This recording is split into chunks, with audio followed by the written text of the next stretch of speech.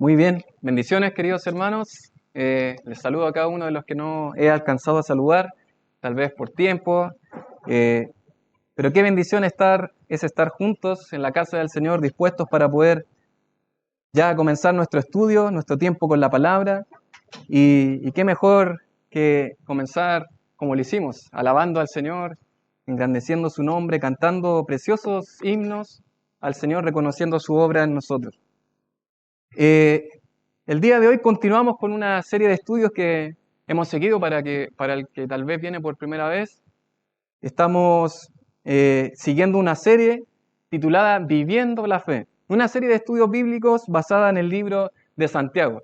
Ustedes saben que hemos dedicado ya varias semanas a estudiar este libro, nos hemos enfocado párrafo por párrafo, verso a verso, palabra por palabra, estudiando de alguna manera cuál es el consejo de Dios, qué es lo que Dios quiere que nosotros hagamos en relación a esta preciosa carta escrita por Santiago.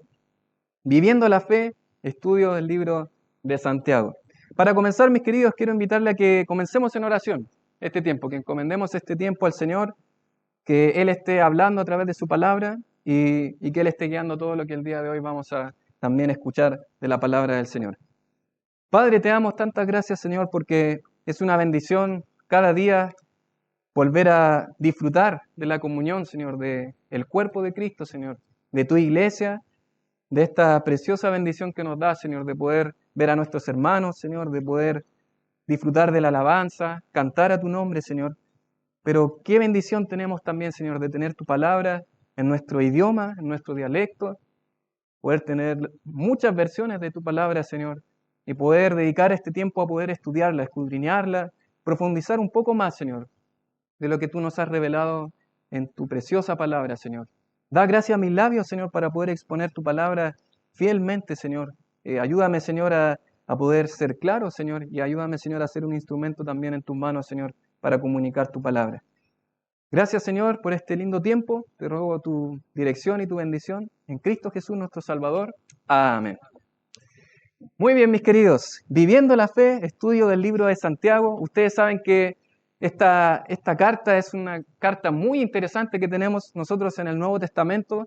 Una carta que se enfoca en la vida práctica y nosotros ya hemos dedicado a estudiar varias secciones. De alguna manera, el escritor Santiago nos lleva y lleva a sus receptores originales haciendo un examen en distintas áreas de su vida para poder ver si estamos realmente viviendo nuestra fe. ¿Es tal vez algo que solamente profesamos o es algo que nosotros vivimos?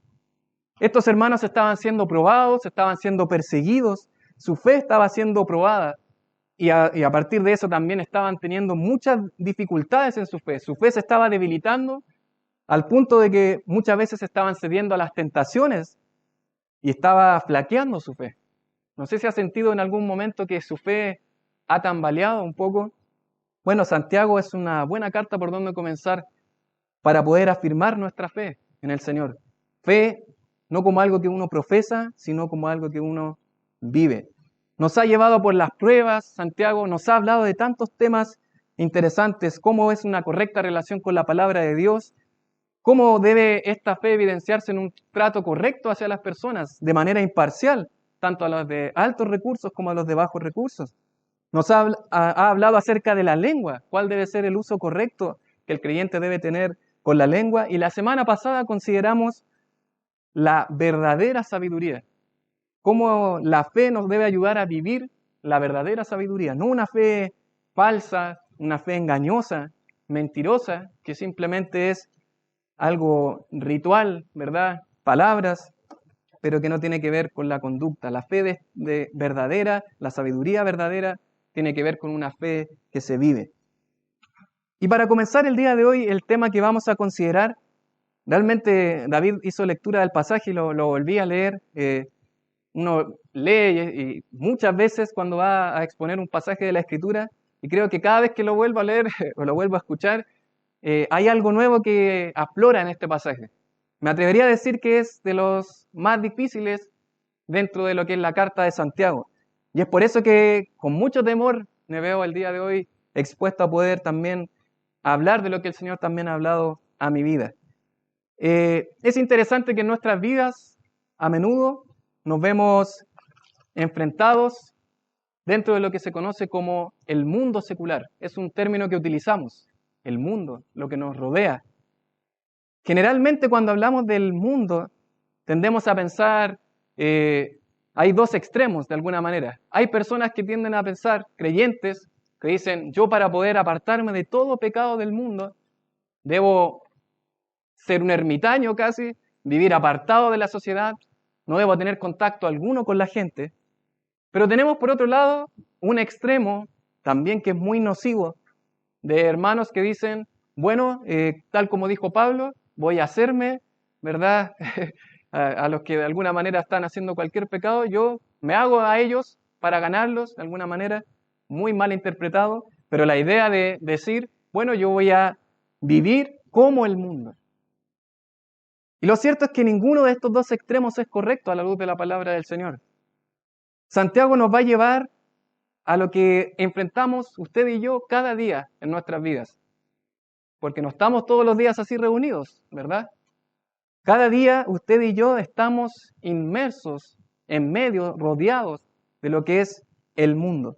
Es por eso que Santiago nos va a llevar al tema siguiente, cómo vivir la fe en medio del mundo. Usted puede seguir en su boletín, yo no lo tengo aquí, pero puede seguir en su boletín semanal, puede seguir el bosquejo del sermón del día de hoy y puede ir siguiendo el tema cómo vivir la fe en medio del mundo. Es el tema que vamos a considerar. David ya hizo lectura del pasaje, pero les invito a que una vez más hagamos lectura a este texto, Santiago capítulo 4, versos del 1 al 10. Vamos juntos a la palabra del Señor, usted ya lo tiene ahí abierto, lo puede también seguir en pantalla.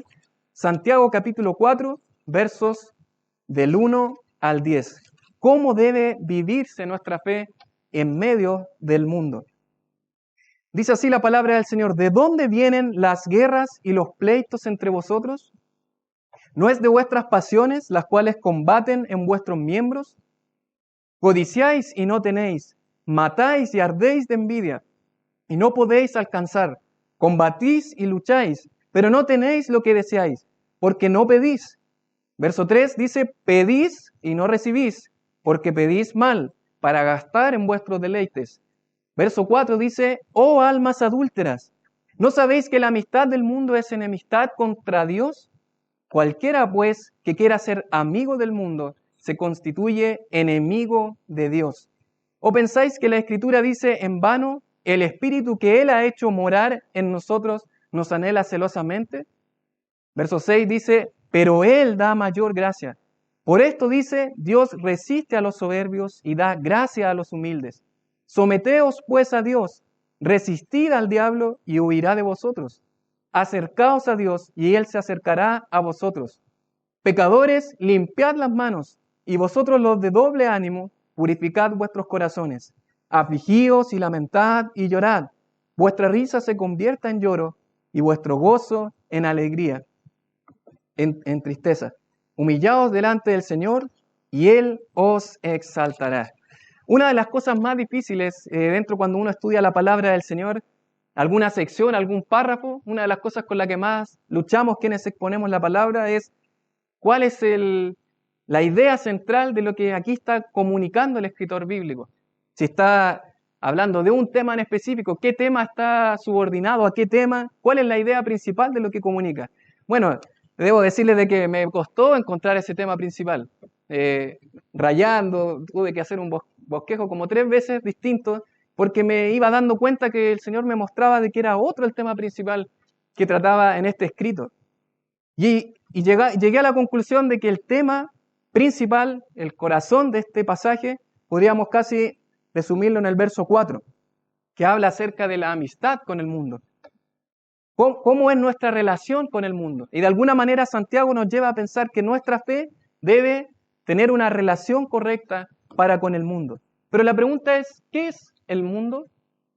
Cuando hablamos del mundo no necesariamente estamos hablando de la tierra, el mar, las cosas que nosotros observamos del planeta Tierra como tal, sino que el mundo es la sociedad humana sin Dios. Hace referencia no solo a las personas inconversas pertenecientes a este mundo, sino también al sistema de vida llevado a cabo por esas personas. Cómo viven, piensan, sienten y lo que creen es parte del sistema del mundo. El mundo no es algo físico de alguna manera, sino que es todo un conjunto, un sistema que rodea al creyente. Es la sociedad humana que tiene completamente a Dios fuera de la ecuación. Son las personas inconversas, pero el modo de pensar que tienen las personas inconversas, cómo viven, cómo piensan, lo que sienten, cómo ellos ven la vida. Eso es a lo que hacemos referencia con el mundo. Y no solamente lo va a hablar Santiago. Me llama tanto la atención cuando veo cómo distintos escritores bíblicos hablan de un mismo tema de la misma forma. Lo va a hablar el apóstol Pablo, lo va a hablar el apóstol Juan, lo va a hablar el Señor Jesucristo. Distintos autores vamos a ver que mencionan el tema del mundo. Un pasaje que resume muy bien esta verdad se encuentra ya en Juan capítulo 2, versos del 15 al 17. Miren lo que dice la palabra del Señor. No améis al mundo ni las cosas que están en el mundo. No está hablando aquí, no améis el planeta Tierra, no cuidéis el planeta Tierra o como la ecología, ¿verdad? No, está hablando del concepto que acabamos de ver. No améis al mundo ni las cosas que están en el mundo. Si alguno ama al mundo, el amor del Padre no está en él. Porque todo lo que hay en el mundo, ¿qué cosas? ¿Qué cosas son las que pertenecen al mundo? Miren lo que dice, los deseos de la carne, los deseos de los ojos y la vanagloria de la vida no proviene del Padre, sino del mundo. Y el mundo pasa y sus deseos, pero el que hace la voluntad de Dios permanece para siempre. Eso es el mundo. Básicamente, el mundo tiene que ver con todos estos deseos carnales que el mundo tiene, la vanagloria de la vida, tiene que ver con todo lo que rodea al creyente. Usted puede pensar en las filosofías, cómo la gente piensa en la vida, cómo ve la vida, sus filosofías, tantas cosas que nos rodean, tiene que ver con el sistema de este mundo. Uno de los enemigos, pero firmes, que tiene el creyente en su contra. Que cada día, como yo decía, estamos enfrentados. Cada día nosotros nos vemos enfrentados a un inconverso, a alguien que habla, dice algún comentario, dice alguna palabra, habla de su cosmovisión, cómo ve la vida. Eso es el mundo que nos rodea. Ahora bien, tenemos que entender, mis queridos hermanos, que la palabra de Dios se opone completamente a lo que es este mundo. Y si usted siente que de alguna manera yo vivo muy bien con la palabra y al mismo tiempo vivo muy bien con el mundo, ya comenzamos con un problema. Porque la palabra nos muestra que hay una oposición completa por parte del mundo hacia la palabra de Dios. Son dos cosas que no pueden vivir bien juntos. Son dos cosas que no concuerdan. Esto me recuerda mucho a 2 Corintios capítulo 6, del 14 en adelante. Dice, no os unáis en yugo desigual con los incrédulos, porque ¿qué compañerismo tiene la justicia con la injusticia? ¿Y qué comunión la luz con las tinieblas? ¿Y qué concordia Cristo con Belial? ¿O qué parte el creyente con el incrédulo? No tiene ninguna. La respuesta de todo esto es nada. No hay nada. No hay nada que pueda tener, que se pueda complementar, ni ningún compañerismo, no hay nada en común. Y usted lo va a notar, y probablemente si conoce la palabra del Señor, y si conoce cómo vive el mundo, se va a dar cuenta fácilmente que hay una oposición completa. Las filosofías del mundo y sus corrientes de pensamiento están debilitando la fe del Hijo de Dios. Mientras la palabra de Dios dice, no matarás, no cometerás adulterio, el mundo dice, sí, al aborto libre. Mientras la Biblia dice, niégate a ti mismo, toma tu cruz y sígueme, el mundo dice, ámate a ti mismo, valórate, sé el mejor. Mientras la Escritura dice, el corazón es engañoso, el mundo dice, sigue tu corazón. Mientras la Biblia dice, Jesús es el camino, la verdad y la vida, y nadie va al Padre sin Él, el mundo dice, hay muchos caminos y muchas verdades. No existe la verdad absoluta. Tu verdad es correcta, la mía también es correcta y todos somos felices. Mientras la palabra de Dios dice que creó al hombre y a la mujer, varón y hembra, bueno, el mundo dice, lo que tú sientas y quieras amar, lo puedes hacer. Ante esta terrible realidad que podemos observar, esta oposición completa del mundo ante la palabra de Dios, creo que podemos inmediatamente pensar que el creyente no debe contaminarse con el mundo. El creyente está expuesto constantemente a estas prácticas cada día a esta filosofía, a esta manera de ver la vida. Pero la solución no es ni alejarse como un ermitaño, ni tampoco hacerse parte ni compartir las cosas del mundo. ¿Cuál es la solución? Escuchemos al apóstol Pablo en Filipenses capítulo 2, verso 15, dice, para que seáis irreprensibles y sencillos, hijos de Dios sin mancha, en medio, no fuera, en medio de una generación maligna y perversa, en medio de la cual resplandecéis como luminares en el mundo. Consejo del apóstol Pablo, no es váyanse del mundo, es ahí en medio del mundo, ustedes deben resplandecer. Pero lo interesante es que tantas veces nos sentimos nosotros como acorralados y que casi lo demás resplandece más que nosotros. ¿Qué dijo el Señor Jesús? ¿Se acuerda de las palabras del Señor Jesucristo en Juan capítulo 17? Mire, el mismo concepto del mundo. Dice, no ruego que los quites del mundo. Esa no es la solución, no es sacarlos del mundo, sino ¿qué cosa? Que los guardes del mal. Petición, oración del Señor Jesucristo a su Padre. Guárdalos, Señor. Él oraba por su iglesia, los discípulos. Guárdalos del mal. No son del mundo. Y mi querido hermano, grabémonos eso en nuestra mente. No pertenecemos a este mundo. Aunque trabajamos para este mundo, aunque damos dinero para este mundo, nos rodeamos con este mundo, no somos de este mundo. No son del mundo, como tampoco yo soy del mundo, dice el Señor Jesucristo. Ahora la pregunta clave es, y es el título de este mensaje, ¿cómo vivir la fe en medio del mundo? ¿Se ha sentido frustrado en algún momento por esta realidad? Casi al punto de decir, yo ya no sé qué hacer. Es tan fuerte la presión, conozco tan poco de la palabra, no sé cómo vivir mi vida, me atrae la corriente del mundo, ¿qué puedo hacer? Bueno, Santiago nos va a enseñar a cómo vivir la fe en medio del mundo, en Santiago 4, del 1 al 10. Y nos va a dar dos formas. En primer lugar, identificando las guerras que este mundo produce, y en segundo lugar, identificando las armas para poder enfrentar a este mundo. Va a decir 3 guerras y va a decir 3 armas a lo largo de este pasaje. Así que le invito conmigo, mis queridos, a que consideremos juntos este tema, cómo vivir la fe en medio del mundo y en primer lugar, identificando las guerras. En primer lugar, capítulo 4, verso 1, la primera pregunta, si usted puede observar, podemos considerar la guerra hacia afuera. Usted puede ir completando ahí en su boletín. La guerra hacia afuera. Dice Santiago, ¿de dónde vienen las guerras y los pleitos entre vosotros? En primer lugar va a hablar de una guerra, de un pleito que tiene que ver hacia afuera. Un pleito que tiene que ver con los creyentes. Y es interesante porque Santiago utiliza distintas formas para hablar a su audiencia. Usted recuerda que repite mucho, hermanos míos, pero la vez anterior, capítulo 3, verso 13, ya había comenzado con una pregunta. ¿Quién es sabio y entendido entre vosotros? Y ahora va a utilizar nuevamente ese recurso para captar la atención, ¿verdad?, de su audiencia, diciendo, ¿de dónde vienen las guerras y los pleitos entre vosotros? Lo interesante es que si usted se fija, ¿cuál es la última palabra del capítulo 3? Paz. Es interesante. Usted recuerda que Santiago va a hablar de la falsa sabiduría y la verdadera sabiduría, y va a hablar de que la verdadera sabiduría produce paz. Pero en contrario a esta verdadera sabiduría, hay una falsa sabiduría terrenal, animal, diabólica, usted recuerda la semana pasada, que es la que rodea este mundo. Y esa falsa sabiduría se caracteriza por lo opuesto de la paz, que son las guerras, los pleitos.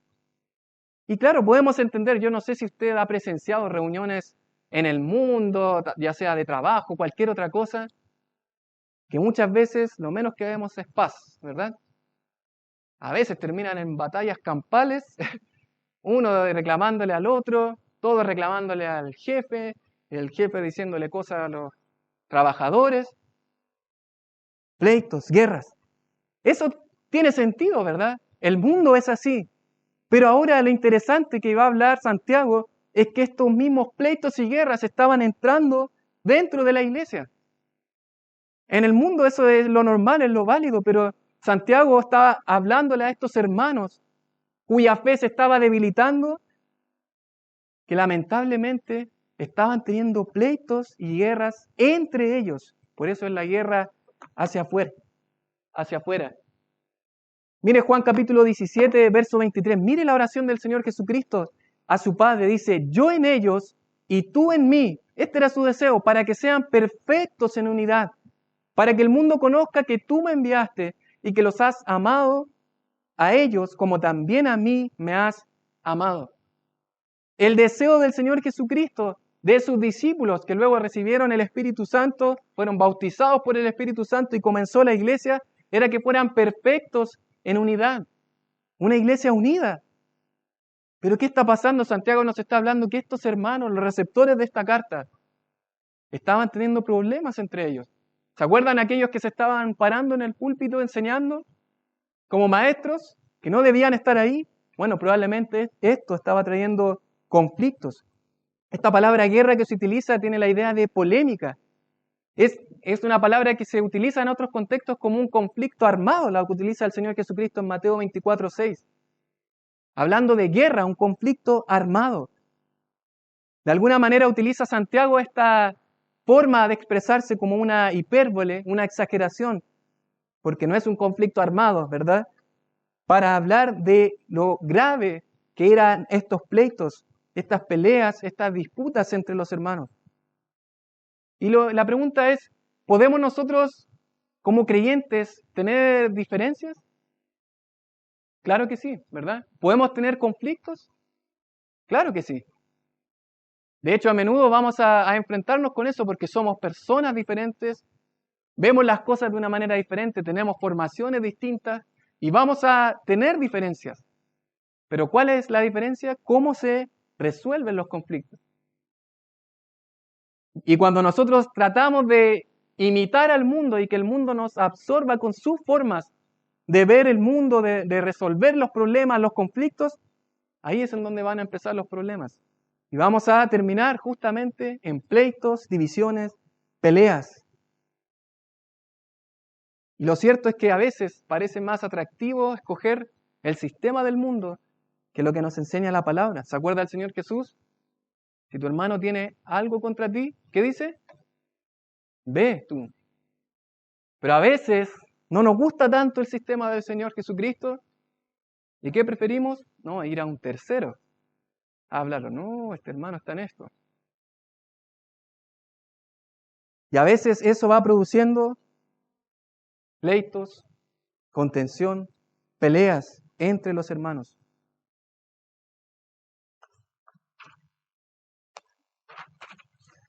Estos hermanos estaban enfrentándose a tantas dificultades, tantos pleitos.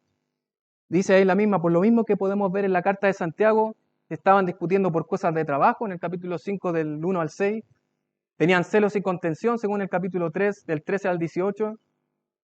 Estaban murmurando unos de los otros según el capítulo 4 versos del 11 al 12. ¿Qué es esto? Mis queridos hermanos, la iglesia debe guardarse de poder contaminarse de esta práctica del mundo y de tener una guerra de esta forma. Debemos guardarnos de vivir de esta manera. Un distintivo de la iglesia debe ser que viva en unidad. Ustedes saben, y lo hemos repetido, el propósito principal de la iglesia es la gloria de Dios. Pero uno de estos objetivos, de estos propósitos para lograr ese objetivo principal es la edificación.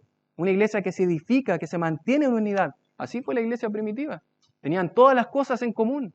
Vivían en unidad, compartían. Pero lo cierto es que muchas veces vemos en la palabra que nos vemos enfrentados a divisiones. ¿Recuerda la iglesia de los Corintios? Vamos juntos allá, primero a los Corintios, capítulo 3, versos del 1 al 3. Primero a los Corintios, capítulo 3, versos del 1 al 3. Y si había una iglesia que se caracterizaba por esta práctica, justamente eran los Corintios. Hermanos que estaban teniendo tantos problemas. En el capítulo 6 nos dice que incluso estaban yendo ante tribunales por estos problemas, por no resolver bíblicamente sus conflictos.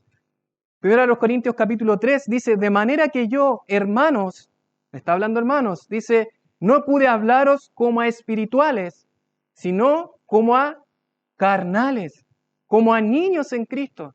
Pablo se vio imposibilitado de enseñarle más allá. ¿Por qué? Porque eran niños carnales. Dice verso 2, os di a beber leche y no vianda, porque aún no erais capaces, ni sois capaces todavía. Verso 3 dice, porque aún sois carnales. ¿Por qué razón son carnales? Después del punto y coma dice, pues habiendo entre vosotros celos, contiendas y disensiones, ¿no sois carnales y andáis como hombres? O sea, el comportamiento de estos hermanos era como un no creyente, como el mundo. Se estaban comportando como el mundo se comporta. Mis queridos hermanos, hay una guerra terrible que usted y yo podemos enfrentar cuando realmente permitimos que estas cosas del mundo entren dentro de la iglesia que el Señor ha preparado para que sea pura y sin mancha. Es por eso, mis queridos hermanos, que la primera guerra es la guerra hacia afuera. Pero en segundo lugar, Santiago nos va a llevar a la guerra hacia adentro. Mire conmigo, volviendo allá a Santiago, capítulo 4, la parte B del versículo 1. Otra pregunta va a decir Santiago, no es de vuestras pasiones. Y ahora Santiago va a llevar cuál es la razón por la cual ellos están teniendo estos conflictos entre los hermanos y va a ir al interior de cada uno de ellos, de estos hermanos. Va a decir, no es de vuestras pasiones las cuales combaten en vuestros miembros. Codiciáis y no tenéis, matáis y ardéis de envidia y no podéis alcanzar, combatís y lucháis, pero no tenéis lo que deseáis porque no pedís. Es interesante porque Santiago va a decir el grave problema de ustedes, hermanos, que no están viviendo su fe, que su fe se está debilitando, no es tanto el conflicto externo, sino que hay un conflicto interno de ustedes. Está hablando de pasiones. Esa palabra pasiones hace la referencia, se puede traducir como la palabra hedonismo que nosotros conocemos. Es como una oda al placer. Tiene una connotación de satisfacción de deseos sensuales, naturales, carnales. Son deseos que de alguna manera son atractivos. Esta misma palabra se utiliza en la Septuaginta, que usted sabe que es la traducción del hebreo del Antiguo Testamento al griego. En la Septuaginta se utiliza esta misma palabra en Números 11:8 para hablar del maná, diciendo que era deseable, sabroso al paladar, agradable al paladar. Esa es la idea de estas pasiones, algo agradable al paladar. Esta misma palabra la ocupa Tito en el capítulo 3, verso 3.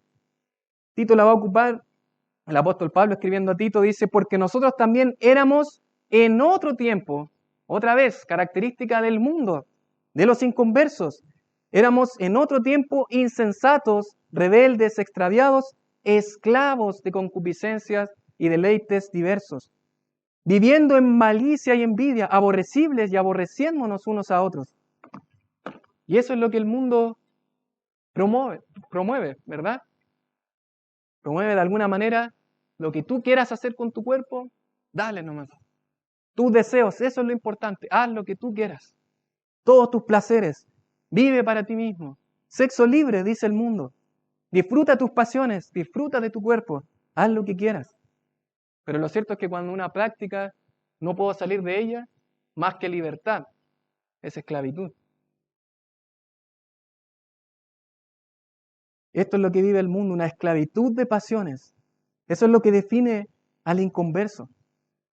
Pero sin lugar a dudas, Santiago está hablando de que hay pasiones dentro del creyente que son tan firmes, esas pasiones que uno las quiere tanto satisfacer, que ya le da lo mismo cualquier cosa que se interponga en su camino por lograr de satisfacer esa pasión, ese deseo, esa concupiscencia.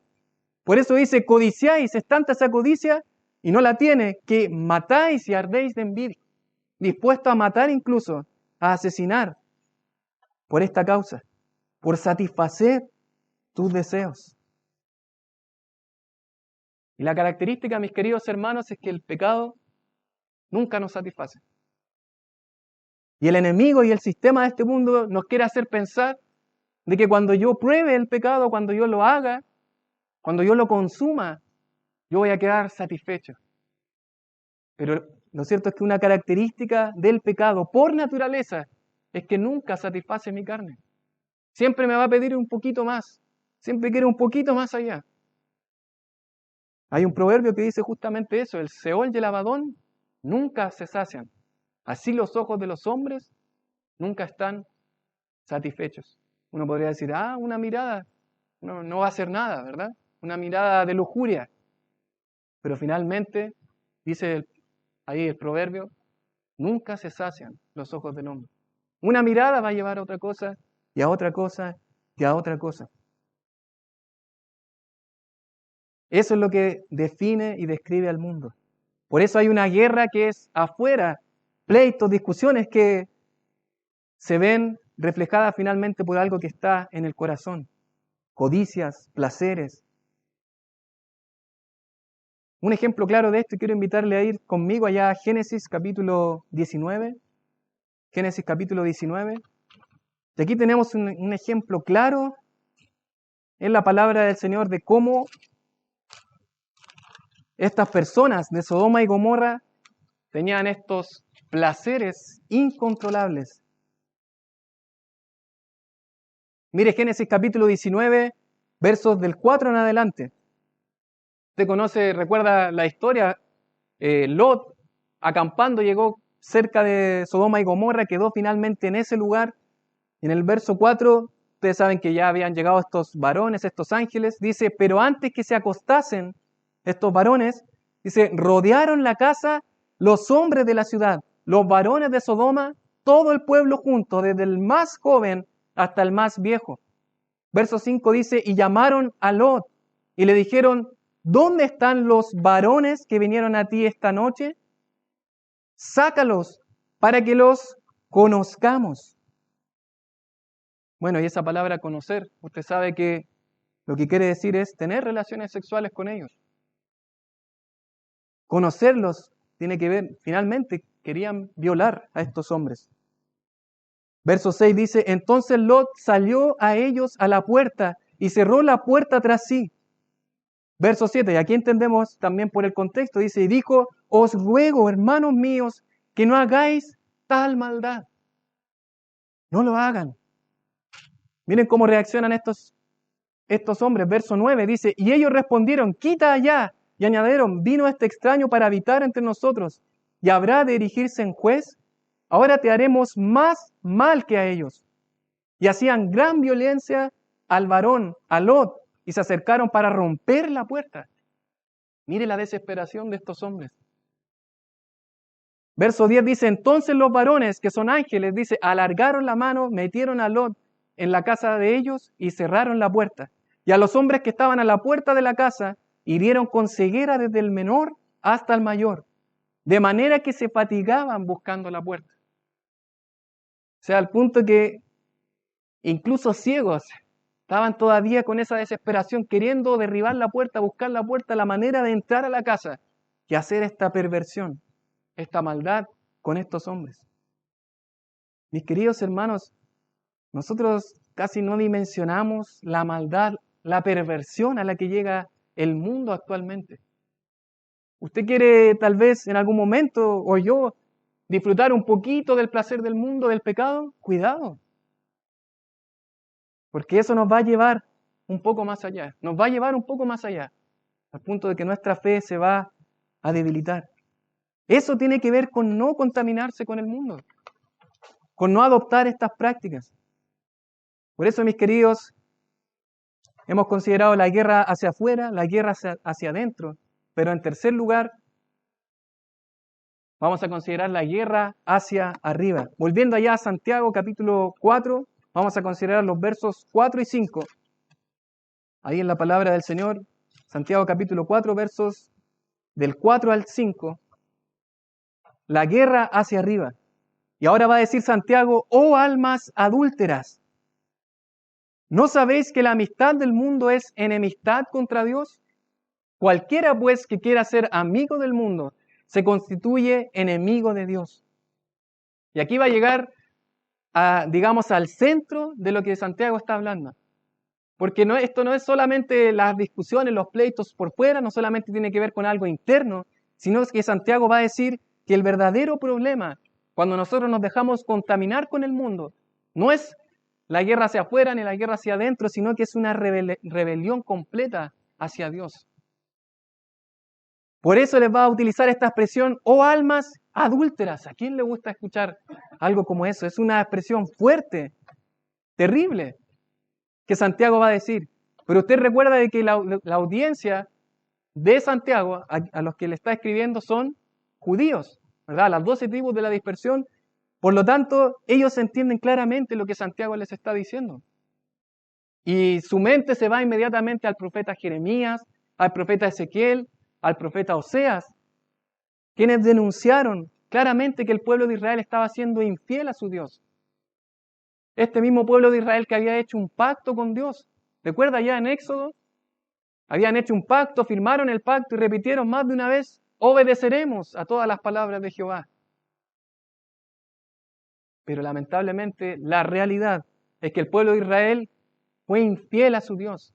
Y se describe en el Antiguo Testamento como una ramera que fue infiel a Dios. Al punto que Oseas, ¿verdad? Por mandato de Dios, se casó con una mujer prostituta para ilustrar esta relación de Dios con el pueblo de Israel. ¿Por qué? Porque Dios tenía un amor tan grande, había sido fiel, cumplió sus promesas. Pero ellos no fueron fieles a su pacto. Fueron desleales, fueron infieles. Ahora Santiago trae eso y les va a decir a ellos adúlteros. No de manera física, sino de manera espiritual. ¿Por qué? ¿Por qué Santiago? Porque él les va a decir, ¿no sabéis que la amistad del mundo es enemistad contra Dios? Me han sido infieles. ¿Por qué? Porque me han compartido con el mundo.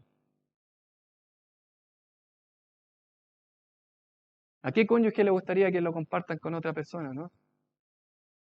¿Se pueden imaginar una pareja de recién casados, amándose la luna de miel, y después de un tiempo el esposo le dice a la mujer, voy a salir esta noche, voy a salir con mi ex polola, mi ex novia, voy a pasarlo bien un rato, pero no, yo te amo a ti, y voy a volver y podemos seguir disfrutando? Parece algo atroz, ¿no? ¿Por qué es distinto con Dios? ¿Por qué es distinta nuestra percepción de nuestra infidelidad hacia Dios?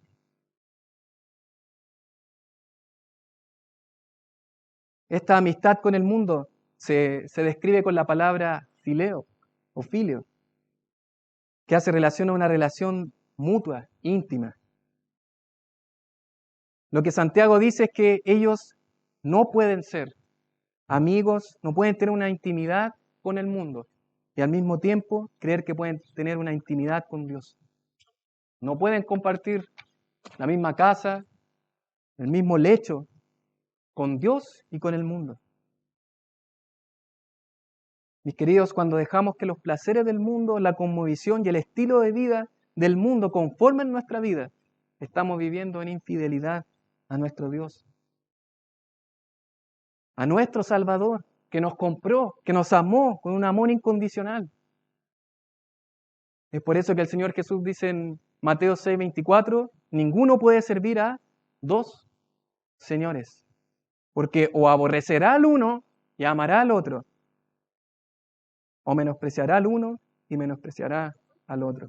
Es interesante, muchas veces en nuestra vida cristiana queremos seguir viviendo con Dios, pero seguir con una mano tomada del mundo, ¿no? Seguir todavía en estas viejas pasiones que caracterizan a los inconversos. Dice la palabra del Señor en Romanos 12:2, no os conforméis a este siglo, no tomen la forma de este siglo. Como un baldecito cuando se le coloca la arena, ¿verdad? En la playa, se coloca, se saca el balde, toma la forma. Dice el apóstol Pablo a los romanos, no os conforméis a este siglo, no tomen la forma de este mundo, sino transformados por medio de la renovación de vuestro entendimiento, para que comprobéis cuál sea la buena voluntad de Dios, agradable y perfecta. Ahora bien, mis queridos, en Santiago capítulo 4, entramos al versículo 5, que es, según todos los comentaristas, es el versículo más complicado de la carta de Santiago. El versículo 5 es un versículo interesante. Yo no sé si usted suele mirar las citas que se hacen en un pasaje, cuando se cita del Antiguo Testamento. Si usted mira el verso 6, por ejemplo, se va a citar del Antiguo Testamento y al lado tiene una letrita chica, ¿cierto? Si tiene una Biblia como la que yo tengo, probablemente, y va a aparecer una referencia abajo y le va a decir dónde aparece ese pasaje en el Antiguo Testamento. Pero lo interesante es que en el verso 5, Santiago va a decir, o pensáis que la Escritura dice en vano, y va a citar algo, pero no aparece, si usted tiene una Biblia como la que yo tengo, no aparece ninguna letra al lado. ¿Por qué? Y ahí está la discusión, la primera dificultad con este versículo, porque Santiago está citando un texto que si ustedes lo buscan en el Antiguo Testamento, no aparece. ¿Sí? Si usted lo busca, y lo desafío ahora, busque en el Antiguo Testamento. No busque, pero no lo va a encontrar. ¿Por qué? Porque no aparece textualmente el Espíritu que Él ha hecho morar en nosotros, nos anhela celosamente. Entonces, lo más probable, y muchos comentaristas llegan a esta conclusión de que la cita de Santiago no es tanto una cita textual, sino más bien es como una cita teológica de una verdad del Antiguo Testamento que él trae y de alguna manera, como nosotros decimos, hace una paráfrasis de esa verdad del Antiguo Testamento y él la cita, digamos, a su forma. Esa es la primera dificultad. Pero la segunda dificultad de este pasaje, que es la discusión que yo quiero presentarles, es que Santiago va a hablar de el espíritu que Él ha hecho morar en nosotros. Si usted ve ese espíritu, aparece con mayúscula. En los textos originales, en los manuscritos griegos, no se utiliza la mayúscula, por lo tanto, cada vez que vemos una mayúscula traducida, es porque el traductor consideró, según el contexto, que así era como debía traducirse, o sea, el Espíritu de Dios en este caso. Pero la discusión es, ¿quién es ese Espíritu? Esa es la discusión. Hay ciertos hermanos que dicen, ese Espíritu es el Espíritu Santo, el Espíritu de Dios, que Él ha hecho morar en nosotros, y de alguna manera dicen, esta es la explicación, el Espíritu de Dios, que Dios ha hecho morar en nosotros, tiene celos de nosotros, ¿verdad? Como nosotros le pertenecemos, de alguna manera Él tiene celos de nosotros, como decía anteriormente, almas adúlteras, y por esa razón no quiere compartir a nosotros con nadie más. Pero el otro lado, los otros hermanos que están divididos, los otros hermanos piensan de que esto no se refiere al Espíritu Santo, sino se refiere al espíritu humano, al espíritu del hombre. ¿Sí? Y como dice, nos anhela celosamente, está hablando de un espíritu de envidia. ¿Se acuerda que anteriormente estaba hablando de envidia? El contexto también sirve un poco para poder apoyar esa postura. Y de alguna manera, las dos posturas podrían ser correctas. ¿Sí? La postura que usted quiera tomar, lo puede hacer, no va a perder su salvación por esa postura, pero el punto principal de lo que Santiago dice es que esa rebelión, sea cual sea la postura, esa rebelión, esa forma de vivir la vida infiel delante de Dios, siendo amigo de Dios y al mismo tiempo queriendo ser amigo del mundo, eso también es una rebelión contra la Escritura, contra la palabra de Dios, que es lo que Santiago dice. ¿Quedó claro? Muy bien, entonces avanzamos, mis queridos. Hemos visto entonces las primeras 3 guerras y ahora vamos a identificar las armas. La primera arma, el arma de la sumisión. Mire conmigo ahí, Santiago capítulo 4, versos del 6 al 7. Pero Él da mayor gracia. Y volvemos al comienzo. Probablemente usted ha dicho en su vida, yo ya no puedo más. Con esta presión del mundo, cómo vive el mundo, con estas pasiones. Pero lo cierto es que si usted ha dicho eso, vamos por buen camino. Porque dice la palabra que no es en nuestra fuerza, sino es por la gracia de Dios. Pero Él da mayor gracia.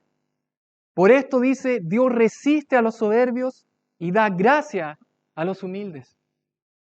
Mis queridos hermanos, si hay algo que puede resumir versos del 6 en adelante, es la humildad. ¿Se acuerdan los pobres en espíritu? Bienaventurados los pobres en espíritu, porque de ellos es el reino de los cielos. Esa es la actitud que el creyente debe tener. Esa es la mejor arma. Es decir, delante del Señor, yo no puedo, Señor. Yo no puedo. Solo puedo depender de tu gracia. Solamente tengo que depender de tu gracia para vivir en medio de este mundo perverso, de esta generación maligna y perversa. Dice, someteos pues a Dios. Va a decir, someteos pues a Dios y resistid al diablo. Resistid al diablo y huirá de vosotros. Someteos, esa es una palabra militar que implica ponerse debajo de. Ponerse debajo de. Mis queridos, la primera arma que usted y yo debemos tomar es someternos a nuestro Dios.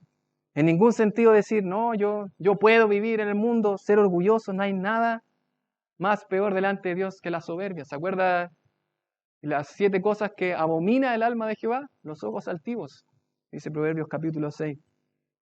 Dios resiste a los soberbios. Someteos pues a Dios, mis queridos, someternos a Dios, someternos a su palabra en obediencia. Eso es parte de lo que es someternos a su palabra. Y en consecuencia, ¿qué dice la palabra del Señor? Resistid al diablo y huirá de vosotros. Y esa es una resistencia de oponerse al diablo, pero no en un sentido de humillar al diablo o decirle al diablo estás bajo mis pies, como muchos tratan de referirse al diablo. Recordemos que el diablo es poderoso, sino que todo ese poder está en el Señor, descansando en el Señor, sometiéndose al Señor. Resistid al diablo y en consecuencia él huirá de vosotros. Recuerde, mi querido, dice 1 de Juan capítulo 5, verso 10, sabemos que somos de Dios y el mundo entero está bajo el maligno. Este sistema que usted ve cada día, hay alguien que lo está dominando. Hay un maligno que lo está controlando. Todo el mundo está bajo el maligno. Pero esta es la gran esperanza que tenemos en la palabra del Señor. Y mis queridos, hay esperanza. No se sienta derrotado si siente que ya no puede continuar más en su vida cristiana, si ya no puede vivir su fe en medio del mundo. Hay esperanza porque dice la palabra de que Jesús venció al diablo en la tentación. Mire lo que dice la palabra del Señor. Después de que el Señor venció al diablo con la palabra del Señor, ¿qué dice? Y el diablo entonces le dejó. Y aquí vinieron ángeles y le servían. Pero no solamente lo venció en la tentación, sino también lo venció en la cruz. Mis queridos hermanos, si sabemos por la palabra del Señor, confiamos en la palabra del Señor, que si usted y yo nos sometemos a Dios, a su palabra, y resistimos al diablo, Él va a huir de nosotros. Amén. Mire qué precioso pasaje. Hebreos capítulo 2, versos del 14 al 15 dice, así que por cuanto los hijos participaron de carne y sangre, Él también participó de lo mismo, el Señor Jesucristo, su encarnación, para destruir por medio de la muerte al que tenía el imperio de la muerte, esto es, al diablo. La victoria ya es nuestra, mis queridos. Por eso la palabra dice que somos más que vencedores en Cristo Jesús.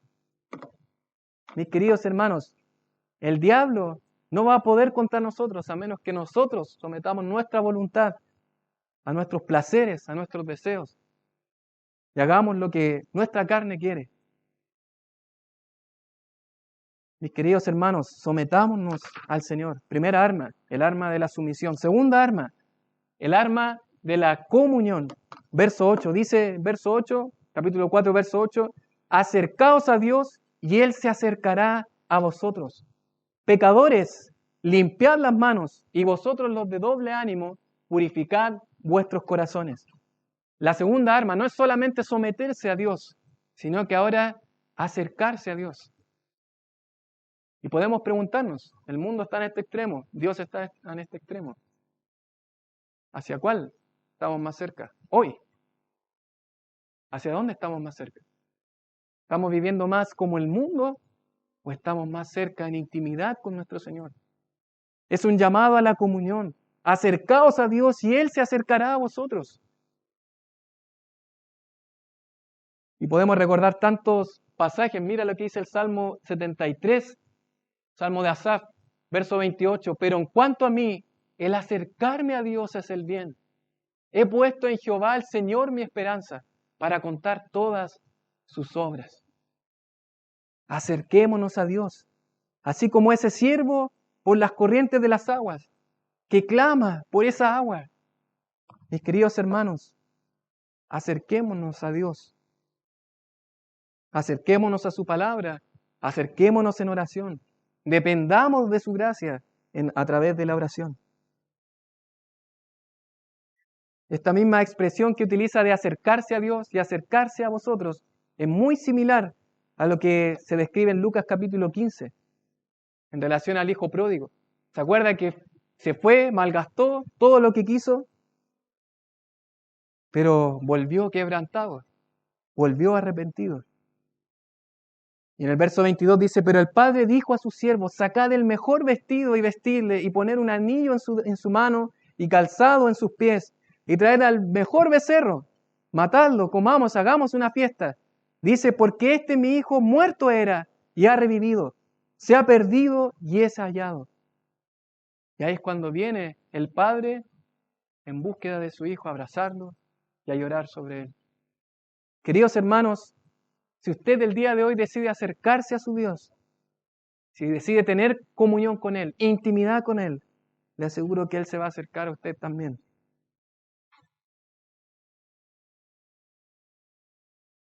Finalmente, dice la palabra del Señor en el mismo verso 8, pecadores, limpiad las manos, y vosotros los de doble ánimo, purificad vuestros corazones. Esta comunión, sí o sí, va a traer limpieza. La audiencia de Santiago entiende claramente lo que él está diciendo. Una referencia clara a lo que era el tabernáculo de reunión. Antes de entrar a la presencia de Dios, al santuario de Dios, estaba el lavacro. ¿Lo recuerda usted? Donde ellos debían lavarse las manos y los pies para poder ingresar a la presencia de Dios. Y esa misma idea la dice Pablo a Timoteo. Quiero pues que los hombres oren en todo lugar, levantando manos santas. Una expresión para decir en pureza, sin ira ni contienda. Ahora no solamente habla de limpiar las manos y los pies, sino también purificar vuestros corazones. Dice ahí el Salmo 24, ¿quién subirá al monte de Jehová y quién estará en su lugar santo? El limpio de manos y puro de corazón. Y para terminar, mis queridos hermanos, la última arma que usted y yo podemos y debemos tomar para vivir en medio de este mundo, no solamente la sumisión, la comunión, sino también en último lugar la humillación. Versos 9 y 10. Dice, afligíos y lamentad y llorad, vuestra risa se convierta en lloro y vuestro gozo en tristeza. Humillaos delante del Señor y Él os exaltará. Y mis queridos hermanos, esa es la preciosa bendición que usted y yo podemos tener ahora mismo. Este afligirse y lamentar y llorar nos puede parecer un poquito extraño. Acabamos de cantar al principio la alegría, ¿verdad? ¿Cómo esto de afligidos, lamentar y llorar? Bueno, básicamente está hablando de un lloro, de un lamento por causa del pecado. Es un lloro, un lamento de arrepentimiento genuino delante del Señor. Eso lo podemos ver por nuestra risa en lloro, vuestro gozo en tristeza. Cambio completamente. Por eso está hablando de arrepentimiento. Finalmente, humillaos delante del Señor y Él os exaltará. En 1 Pedro capítulo 5, verso 6 está esa misma verdad. Humillaos, pues, bajo la poderosa mano de Dios, para que Él os exalte cuando fuere tiempo. ¿Tendremos el día de hoy que humillarnos delante del Señor? Mis queridos, ¿cuánto necesitamos esta actitud de humildad, de humillación? Decirle al Señor, yo no puedo, pero tú en mí sí puedes. Queridos hermanos, hay una guerra terrible, un mundo terrible que nos rodea, pero usted y yo podemos tomar estas tres armas, someternos a Dios, podemos también tener comunión con Él, acercarnos a Dios, pero también podemos el día de hoy humillarnos delante de su presencia. Le invito a orar. Padre, te damos tantas gracias, Señor, por poder abrir tu palabra, por meditar en tu consejo, Señor. Y qué preciosa verdad que podemos considerar, Señor, al ver de que estamos inmersos cada día, cada semana, cada mes, dentro de un mundo, Señor, perverso, una generación maligna y perversa que está bajo el maligno, Señor. Pero al mismo tiempo podemos ver en las palabras de Santiago cómo nosotros podemos vivir en medio de este mundo, Señor. Sin duda, hay una guerra terrible, Señor, que se produce en nuestro trato con las personas cuando adoptamos estos sistemas del mundo, Señor. Pero hay también una guerra interna en nuestro corazón, de nuestras propias pasiones, Señor, que en definitiva es una rebelión contra ti, contra tu palabra. Pero ayúdanos, Señor, a tomar estas armas, Señor. Ayúdanos, Señor, a someternos a ti. Ayúdanos, Señor, a acercarnos a ti. Ayúdanos, Señor, a humillarnos delante de tu presencia, Señor. Gracias, buen Dios, por tu palabra en Cristo Jesús, nuestro Salvador. Amén.